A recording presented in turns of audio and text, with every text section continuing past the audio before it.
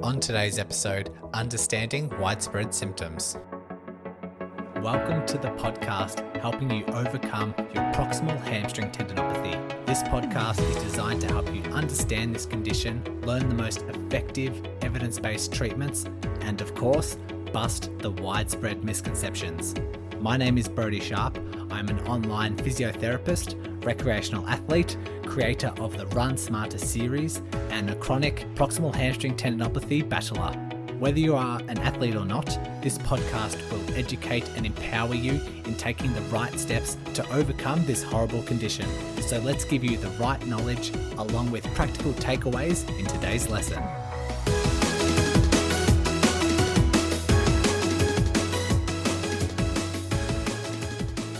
This came in from a Q&A request, I guess you could say. It came from Mark Sadden, who is talking about, he submitted a question during one of my Q&As, and I thought it was such a nice question with a fair few things to delve into, a few things to consider.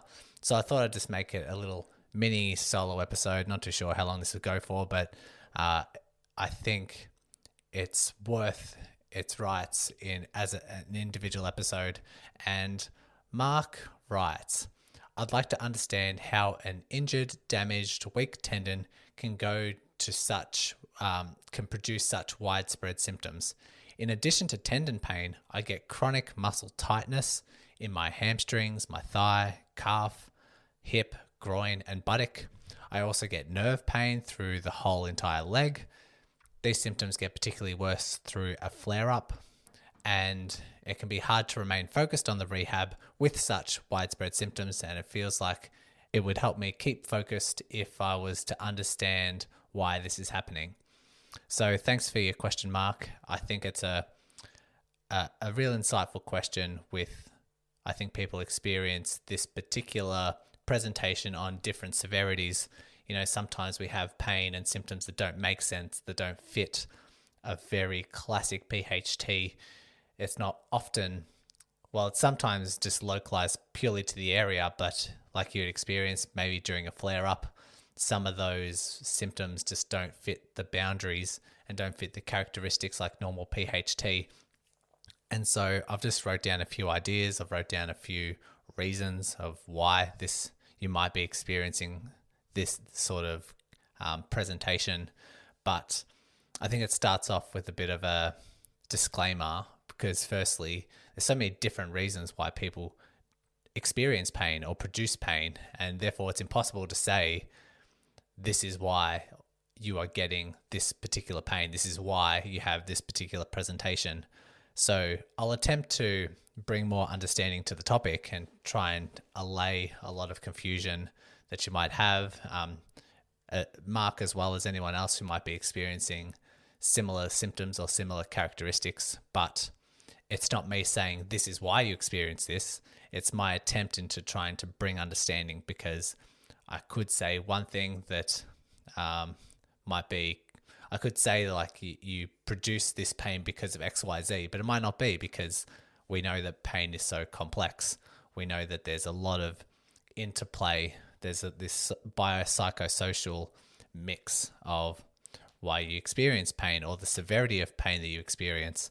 And so very, very hard. So my first, the first thing that I've written down is that chronic muscle tightness that Mark reports, and I think a lot of you might be able to agree on.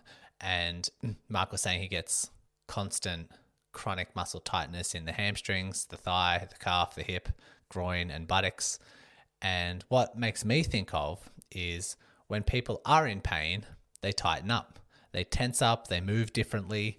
I've seen this a lot of times, not just with PHT, but just working in clinics, people who have back pain, people who have hamstring pain, glute pain. No one likes being in pain. And what we try and do is we try and move in a way or protect in a way that reduces the pain or tries our best to protect us from producing high levels of pain. And so that's what the body does. The body has this reaction of saying, this area is in trouble. Let's protect it. Let's tighten up. Let's tense. Let's avoid movement to that area in some cases just to try and protect the area. It's like a defense mechanism. And so what that does is causes you to tense up. And sometimes if that's done in a chronic nature, if it's done over long periods of time, moving differently, the body just isn't used to that and starts tightening up and becoming sore, or have the sensation of tightness, I should say. But also people get tense. We know people get tense when they're frustrated, when they're stressed because they are in pain. A lot of people are fed up with pain itself. They get very stressed or confused or frustrated, all those sort of emotions that cause you to, first of all, amplify pain signals, but also to tense up as well. Because when you, like I said, when you tense up, you're trying to avoid pain. You're trying to move differently, sit differently. You're trying to walk differently. You're trying to bend over differently. Like how many people with PHT are just fearful of sitting down and fearful of bending over to pick something up off the ground because they don't want to stretch the tendon, or they don't want to compress the tendon, because in the past it's either flared them up, or if they go to pick something up off the floor, they notice a stretching pain in their tendon. They don't want that to happen. So they start reorganizing how they move throughout the world. And what happens with the muscles, they get overworked, they get fatigued, they get sore. We see it very common in low back pain, and this is very coincidental that I'm talking about this, but I've recently, just this morning, had a flare up of low back pain. I was doing my deadlifts in the gym. I was doing my 60 kilograms, increased from 3 sets of 10 to 3 sets of 12, and was about to increase the weight, but going halfway through my second set, felt a little ping in my lower back, and I've since been uncomfortable since. It is a low back episode that I'm very familiar with. It comes probably every 6 months if I overdo things, and I think I was very sensible at this stage. I'm not too sure why it would arise now. I did change my computer chair and have since felt the need for more lumbar support, and yesterday I did a fair bit of sitting, so maybe my back was just in a wrong position for a long period of time. Felt fine this morning, but for whatever reason, my deadlifts have tweaked my back a little bit, and so now I find myself moving a bit differently. It's very hard for me to straighten all the way up, and I know as this develops over a couple of days, my muscles tend to get very fatigued all the way up my back, sometimes all the way up to my shoulders, because I'm moving differently. And some of these muscles that try and compensate, what they are is big powerhouse muscles. And I like to describe this with a lot of clients, particularly if they have low back pain. You have certain muscles that are used to being switched on, and they stay switched on for hours. They can tolerate that. A lot of posture muscles are very good at doing this. But you also have big powerhouse muscles that aren't designed to constantly switch on for hours. They're designed to, if you need to lift something heavy, they switch on, and then when you put it down, they switch off and relax and recover. And sometimes when you're in pain, these muscles, these powerhouse muscles that are designed to produce power, switch on, then switch off and recover, they stay activated for long periods of time, just while you're moving differently, while you're tense, and they just get super overworked. It's not what they're built for. And then it can start to produce a lot of these widespread symptoms. And that's why when I have low back pain for the first day, it's pretty localized. And then as the days go on, as I move differently, just trying to stay out of pain or just unable to straighten up due to like stiffness and pain, all of those symptoms start creeping up further up into my back. And so potentially that's a cause, and might strike a chord with you or resonate with you based on what I've just described. So that's what I had to write it down when it comes to chronic muscle tightness. The other one was the nerve pain. So Mark was saying that he also gets nerve pain throughout the whole leg. These symptoms are particularly worse through a flare-up. So when it comes to nerve pain, we know that particularly with PHT, we've done episodes on this in the past, that's very closely associated with the sciatic nerve. When the tendon attaches onto that sitting bone, very close proximity is that sciatic nerve that can get irritated in PHT. In some cases, It can produce symptoms like pins and needles. It can produce symptoms like a burning sensation that travel further down the leg, sometimes below the knee. And so this could probably explain, demonstrate why those particular symptoms exist. And we know that with nerve pain, we know sometimes it can just be like an ache. Sometimes it can be just like this irritation without movement. Sometimes laying in bed, you can feel this soreness, even like, say, lying on your stomach or something when the tendon isn't under any compression, any load, any stretch. And these sensations can be produced. And that's mainly just due to the nerve just being irritated and sending symptoms where the nerve travels. And in that case, sometimes it's good to settle down the flare up, and then that calms down the nerve symptoms.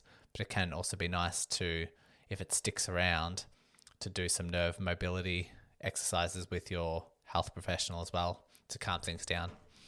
So that's chronic trying to explain the chronic tightness. It's trying to explain the nerve pain.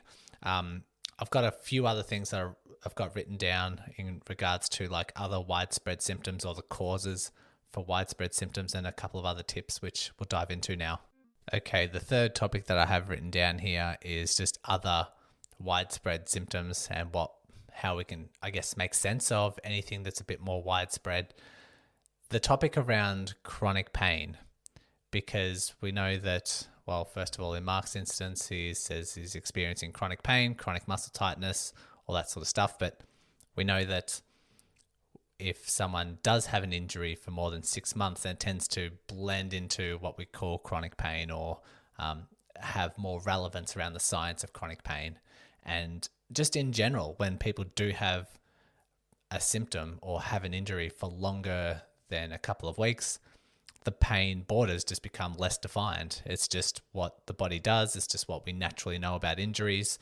I know that in the injuries that I've had in the past, say, for example, patellofemoral pain, I see a lot of people that start off with really localized pain around the borders of the knee. If that gets ignored or mismanaged and carries on for several months, those pain margins just become less defined, and now it's all around the kneecap, or sometimes around to the side of the knee, or sometimes the entire knee in general. And you can see this with a lot of injuries. And so the PHT, same rules apply. The longer that you've had it for, sometimes just the chronic nature in general just becomes a little bit more widespread.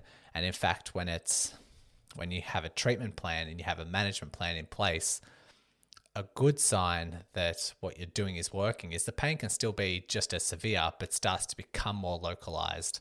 So if you start to develop a treatment plan, and as the weeks go on, the pain's still the same, sitting is still the same. However, it's not traveling down the leg as much.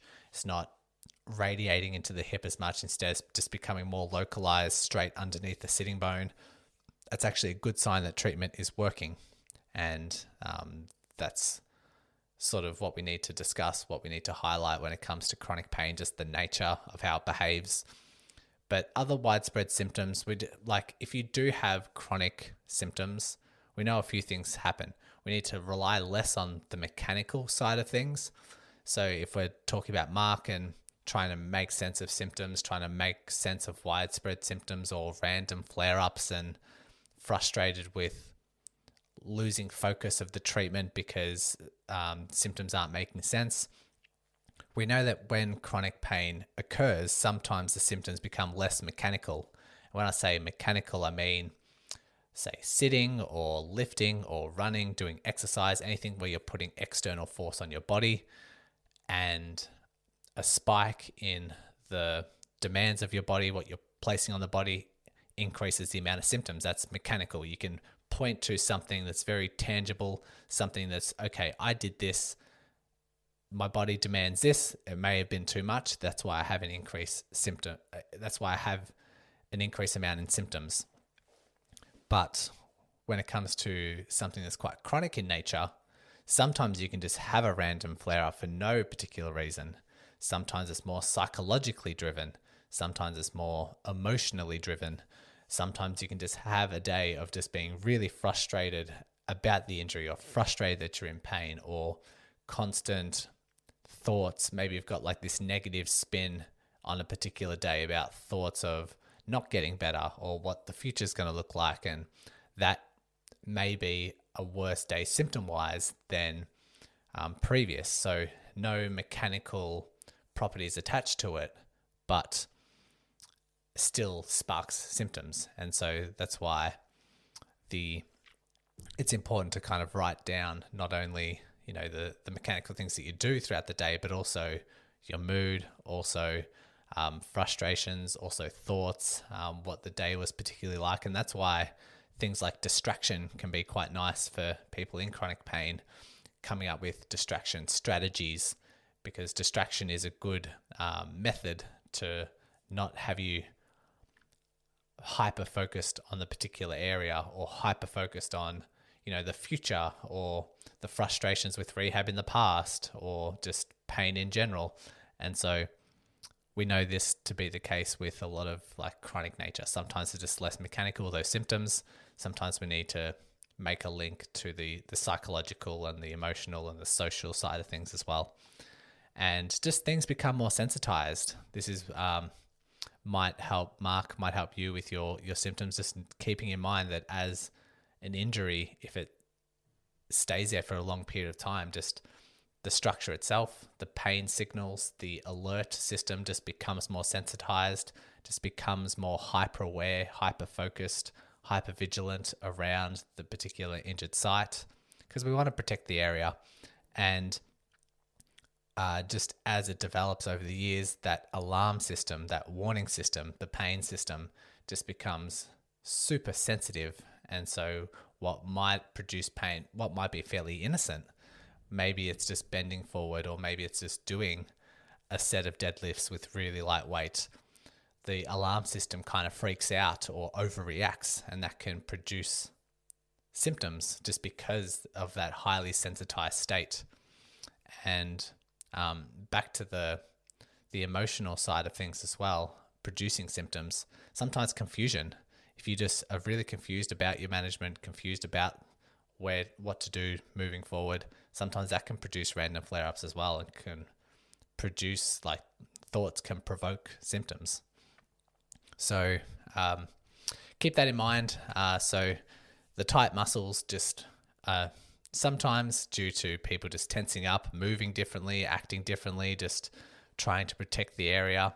It's important that we do highlight a few, reassurances, telling people that they can bend forward, that it's okay if the tendon itself is a little bit sore when you bend forward. You should still act in a certain way, still try and move in a free kind of sensation. I know if I have a PHT flare-up, even though deadlifts produce a bit of pain, deadlifts are very good for me. I do know that sitting isn't increasing my level of damage. I know that bending forward to pick something up off the floor, even if I feel a tight pulling in the hamstring, that's totally safe to do. And so I do try and move more fluently, and I do try and move as if I didn't have any symptoms, and the body's going to calm itself down and slow itself down. Even just now, while I have this back pain, I'm trying to sit normally, trying to make sure my back is relaxed when I do sit and not trying to tense up. When I'm moving, I'm trying to move the best way that I can. It's hard at the moment, but trying to move in the most fluent way that I possibly can. And sometimes that's quite reassuring for some people to know it's okay to do those things. And so some final tips as we sign off. I've got, 4 tips here. 1, listen to the pain episodes. If you haven't listened to the pain episodes earlier in the podcast, very important that you grasp these sort of concepts. And so have a listen. Sometimes it takes a few rounds. I know when I learned about chronic pain in university, it just went straight over my head. But it's not until I revisited over and over again that the concept and the understanding of it just started to make a whole lot of sense. And then it all just kind of comes together. So you might need to listen to it a couple more times.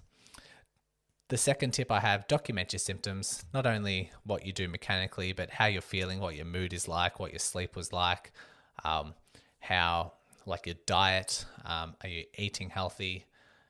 Maybe you had a rough patch of a week of just eating trash food. Just document those sort of symptoms and document those sort of behaviors to try and come to terms with patterns in your symptoms. The other one that I had written down, try to move with freedom, try to move without fear. Say bending forward to pick something up off the floor. I know I speak with PHT people all the time and they say, yeah, I'm feeling a lot better. I'm a lot more confident. I feel like I've really turned a corner. I feel like I'm getting better. And then I ask them, okay, how is sitting, or how is like bending forward? Oh no, I don't bend forward anymore. Oh no, I don't sit anymore. I just stand all day. That is a bit of a fear-driven behavior. So we want to make sure that we allay those fears and get you to start returning back to everyday life and everyday movements. And yeah, just like sitting without fear as well. It's a fair common presentation that I see where people they think that sitting produces more pain in the tendon or contributes to the pathology of the tendon. And I've got earlier episodes that you probably have already listened to and already know about, but it's worth rehashing this. And like, sitting's completely safe. Just pay attention to symptoms. Always have the goal in mind if you can't sit for more than 10 minutes, well, under 10 minutes is now your tolerance. And so you get strong in the gym, you get strong into compression. So like squats and deadlifts. And as you start to get better with compression, your tendon can tolerate more compression. You can tolerate more sitting, and should not be avoided, should be encouraged. And we just, like anything, start with a little bit and slowly build your way up, and the tendon will adapt along with it. And so I hope this made sense. Again, might be an episode that you might need to replay, but thanks again for your question, Mark.